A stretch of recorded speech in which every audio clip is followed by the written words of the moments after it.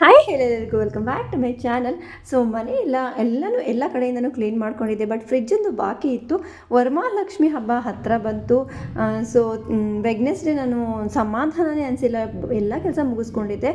But Wednesday ಮಧ್ಯಾಹ್ನದ ಮೇಲೆ so fridge clean ಮಾಡಿಬಿಡೋಣ ಅಂತ ಹೇಳಿ ನೋಡಿ ಎಷ್ಟು ರಂಪ ಮಾಡ್ಕೊಂಡಿದ್ದೀನಿ, ಎಷ್ಟು ತುಂಬಿದ್ದೀನಿ ಅಂತ ಹೇಳಿ. ಸೊ ಫ್ರಿಜ್ಜು ಕ್ಲೀನ್ ಮಾಡ್ಕೊಂಬಿಟ್ಟೆ ನೋಡಿ. ಫ್ರಿಜ್ ಎಲ್ಲ ಕ್ಲೀನ್ ಮಾಡಿ ಎಲ್ಲ ಬಾಕ್ಸ್ ಇಟ್ಟಿದ್ದೀನಿ. ಹಾಗೆ ಇಲ್ಲಿ ಕಸ್ಟರ್ಡ್ ಪೌಡರ್ ಆಗಲಿ, ಇದು ಮೀಟ್ ಮಸಾಲ ಆಗಲಿ, ಸೊ ಎವರೆಸ್ಟ್ ಮಸಾಲ ಆಗಲಿ, ಇದು ಇಲ್ಲೇ ಬಾಕ್ಸ್ ಇಟ್ಬಿಡ್ತೀನಿ ನಾನು.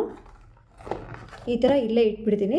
ಹಾಗೆ ಇಲ್ಲಿ ಸ್ವಲ್ಪ ಸೋಡಾ, ದ್ರಾಕ್ಷಿ ಗೋಡಂಬಿ, ಎಳ್ಳು, ಹಾಗೆ ಇದು ಬ್ಲ್ಯಾಕ್ ಸಾಲ್ಟ್ ಅಂತಾರಲ್ಲ, ಸೊ ಬ್ಲ್ಯಾಕ್ ಸಾಲ್ಟು, ಹಾಗೆ ಇದರಲ್ಲಿ ಸ್ವಲ್ಪ ಜೀರಿಗೆ ಪುಡಿ ಖಾಲಿಯಾಗಿದೆ, ಮಾಡ್ಕೋಬೇಕು.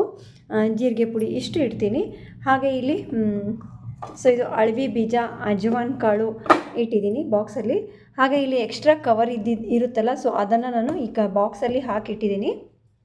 ಹಾಗೆ ಇಲ್ಲಿ ಮಸಾಲೆ ಬಾಕ್ಸಲ್ಲಿ ಹಾಕಿ ಇಟ್ಟಿದ್ದು ಎಕ್ಸ್ಟ್ರಾ ಇರೋದನ್ನು ಜೀರಿಗೆ ಆಗಲಿ, ಲವಂಗ, ಗಸಗಸೆ, ಅಜವಾನ್ ಕಾಳು, ಏಲಕ್ಕಿ, ಕರಿಮೆಣಸು, ಈ ಥರ ಇಲ್ಲಿ ಇಟ್ಟಿದ್ದೀನಿ.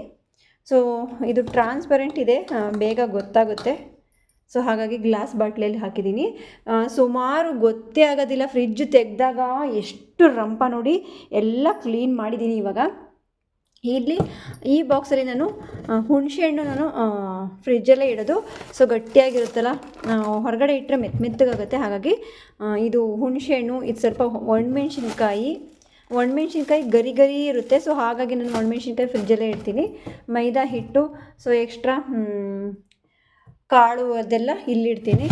ಹಾಗೆ ಇಲ್ಲಿ ಹೂ ಇಟ್ಟಿದ್ದೀನಿ 2 ಬಾಕ್ಸಲ್ಲಿ. ಇದು ಕೊತ್ತಂಬರಿ ಕಾಳು ಬಾಕ್ಸು, ಹಾಗೆ ಟೊಮೊಟೊ ಹಣ್ಣು, ಹಸಿಮೆಣಸಿನ್ಕಾಯಿ, ಕರಿಬೇವು ಸೊಪ್ಪು. ಸೊ ತರಕಾರಿ ಬಾಕ್ಸ್ ಫುಲ್ ಬಾಕ್ಸ್ ಇಟ್ಬಿಟ್ರೆ ಸಾಲದೇ ಇಲ್ಲ ಜಾಗ. ಹಾಗಾಗಿ ತರಕಾರಿಗಳನ್ನು ಸ್ವಲ್ಪ ಬಾಕ್ಸಲ್ಲಿ ಇದು ಕವರಲ್ಲಿ ಹಾಕಿಟ್ಟಿದ್ದೀನಿ. ಹಾಗೆ ಇಲ್ಲಿ ಏನಾದರೂ ಎಕ್ಸ್ಟ್ರಾ ಕೊಬ್ಬರಿ ತುರಿದಿಟ್ಟರೆ ಇಡ್ತೀನಿ. ಸೊ ಇವಾಗ ಏನೂ ಇಲ್ಲ, ಕ್ಲೀನ್ ಮಾಡಿದ್ದೀನಿ. ಹಾಲು ಅದೆಲ್ಲ ಇದ್ದರೆ ಇದರಲ್ಲಿ ಇಡ್ತೀನಿ.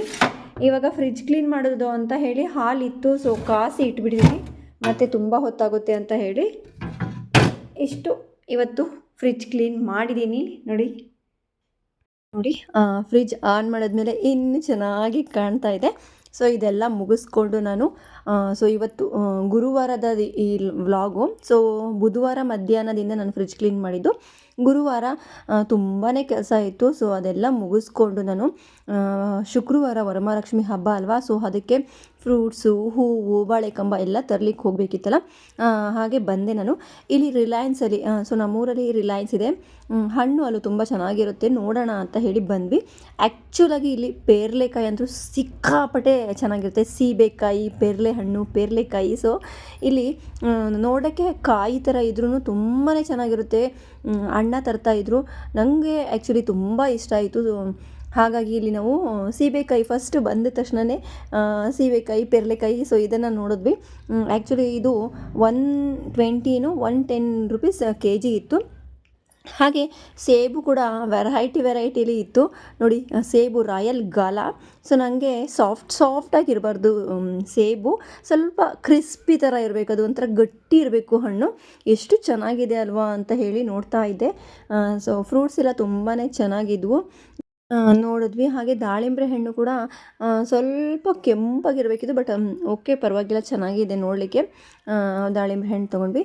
ಮೋಸಂಬಿ ಅಷ್ಟಕ್ಕಷ್ಟೇ ತುಂಬ ಕಾಯಿ ಥರ ಅನಿಸ್ತಾ ಇತ್ತು, ಹಾಗಾಗಿ ಸುಮ್ಮನೆ ಆದ್ವಿ. ಹಾಗೆ ಇಲ್ಲಿ ಸೌತೆಕಾಯಿ, ಸುಮಾರು ಸಾಮಾನುಗಳೆಲ್ಲ ಬೇಕಾಗಿತ್ತು. ಸೊ ನೋಡಿ ಎಲ್ಲ ಸೇಬಂತೂ ತುಂಬಾ ರೇಟ್ ಇತ್ತು, ಆದ್ರೂ ತೊಗೊಂಡ್ವಿ. ನೈವೇದ್ಯಕ್ಕೆ 5 ಥರದ ಹಣ್ಣು ಬೇಕಿತ್ತು. ಸೊ ಹಾಗೆ ತೊಗೊಂಡ್ವಿ. ಹೆಸರುಬೇಳೆ, ಕೋಸಂಬರಿಗೆ ಹೆಸರುಬೇಳೆ ಇರಲಿಲ್ಲ, ಸೊ ಹೆಸರುಬೇಳೆ, ಇಲ್ಲಿ ಕಾಳು ಕಡ್ಡಿ ಎಲ್ಲ ಪಾರ್ಟೇಷನ್ ಇರುತ್ತಲ್ಲ, ತುಂಬ ಈಸಿಯಾಗಿ ಬೇಗ ಸಿಗುತ್ತೆ. ಹಾಗೆ ದೀಪದ ಎಣ್ಣೆ ಬೇಕಿತ್ತು, ದೀಪದ ಎಣ್ಣೆ ತೊಗೊಂಡ್ವಿ. ಎಲ್ಲ ಥರದ ತರಕಾರಿಗಳಿದ್ವು, ಬಟ್ ಇವಾಗ ತರಕಾರಿ ನನಗೆ ಅವಶ್ಯಕತೆ ಇಲ್ಲ.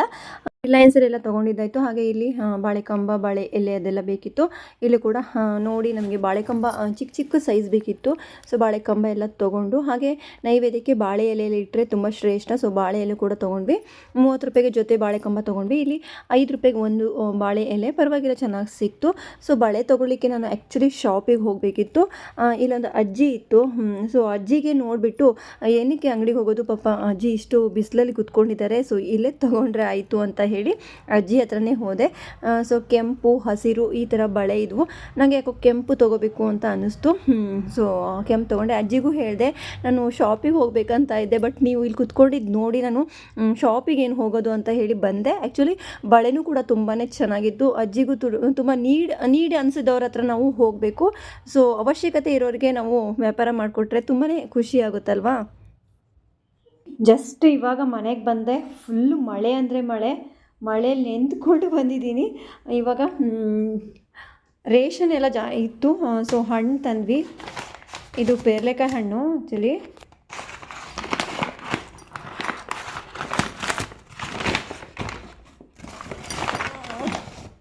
ಇದು ರಿಲಯನ್ಸಲ್ಲಿ ತುಂಬಾ ಚೆನ್ನಾಗಿರುತ್ತೆ ಪೇರ್ಲೆ ಹಣ್ಣು. ಸೊ ನೋಡೋಕ್ಕೆ ಹಸಿ ಕಂಡ್ರೂ ಹೆಚ್ಚಿದಾಗ ತುಂಬ ಟೇಸ್ಟ್ ಇರುತ್ತೆ, ಮತ್ತು ತುಂಬ ಚೆನ್ನಾಗಿರುತ್ತೆ. ಹಾಗಾಗಿ ಇದು ಪೇರ್ಲೆಕಾಯಿ ತೊಗೊಂಡ್ವಿ. ಬಾಳೆಹಣ್ಣು, ಹಾಗೆ ಇದು ಒಂದು 5 ಥರದ್ದು ಹಣ್ಣು ತೊಗೊಂಡಿದ್ದೀವಿ. ಹಾಗೆ ಹೆಸರುಬೇಳೆ ಇರಲಿಲ್ಲ ಕೋಸಂಬರಿಗೆ, ಪೊಂಗಲ್ ಮಾಡಲಿಕ್ಕೆ. ಹಾಗೆ ಇಲ್ಲಿ ಕೆಂಪು ಬಳೆ ನೋಡಿ, ಕೆಂಪು ಬಳೆ, ಹಸಿರು ಇಲ್ಲ ಕೆಂಪು ತೊಗೋಬೇಕು. ಸೊ ಯಾಕೋ ಕೆಂಪು ತೊಗೊಳ್ಳೋಣ ಅಂತ ಅನಿಸ್ತು, ಕೆಂಪು ತೊಗೊಂಡೆ. ಹಾಗೆ ಇದು ಉಡಕ್ಕಿಗೆ ಸಾಮಾನು. ಸೊ ಹಣ್ಣಿನ ಕೆಲಸ ಆಯಿತು. ಹಾಗೆ ಬಾಳೆ ಎಲೆ ತುಂಬ ರೇಟು, ಎಲ್ಲನೂ ಫುಲ್ಲು ರೇಟ್ ಮಾಡಿಬಿಟ್ಟಿದ್ದಾರೆ ಹಬ್ಬ ಅಂದ ತಕ್ಷಣ. ಸೊ ಇದು ನೈವೇದ್ಯಕ್ಕೆ ಬಾಳೆ ಎಲೆ ತೊಗೊಂಡಿದ್ದೀನಿ. ಹಾಗೆ ಇದು ಬಾಳೆ ಕಂಬ, ಇದು ಅಮ್ಮನ ಮನೆ ಗಿಡದ್ದು ಮಾವಿನ ಎಲೆ ತುಂಬ ಚೆನ್ನಾಗಿ, ತುಂಬ ಹರಿದಿಟ್ಟಿದ್ರು ಅಣ್ಣ, ತೊಗೊಂಡು ಬಂದೆ. ಹಾಗೆ ಇಷ್ಟು ರೆಡಿ ಆಗಿದೆ. ಹಾಗೆ ಇಲ್ಲಿ ದೀಪಗಳೆಲ್ಲ ತೊಳೆದು ಇಟ್ಟು ಹೋಗಿದ್ದೆ ನೋಡಿ. ಇದು ತಮಗೆ ಫುಲ್ಲು ಇದು ತಿಕ್ಕೋ ತನಕ ಅಂದರೂ ಸಾಕಾಗೋಯ್ತು ನನಗೆ.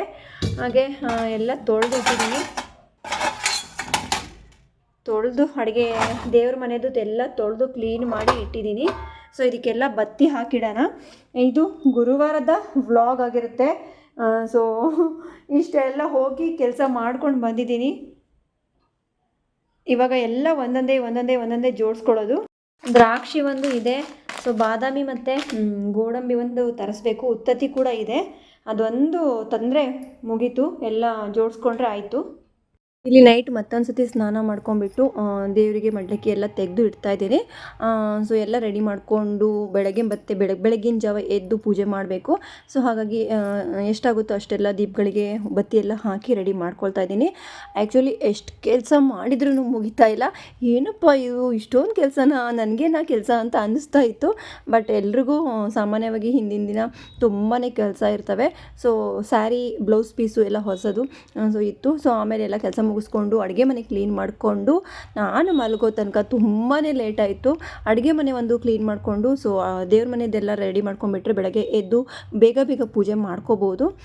ಸೊ ಇವತ್ತಿನ ವಿಡಿಯೋ ಖಂಡಿತ ನಿಮ್ಮೆಲ್ಲರಿಗೂ ಇಷ್ಟ ಆಗಿದೆ ಅಂದ್ಕೊಳ್ತೀನಿ. ಇಷ್ಟ ಆದರೆ ಗೊತ್ತಿದ್ದೀರಾ, ಲೈಕ್ ಮಾಡಿ, ಶೇರ್ ಮಾಡಿ, ಸಬ್ಸ್ಕ್ರೈಬ್ ಮಾಡೋದನ್ನು ಮರಿಬೇಡಿ. ತಪ್ಪದೆ ಬೆಲ್ಲೈಕನ್ನು ಪ್ರೆಸ್ ಮಾಡಿ.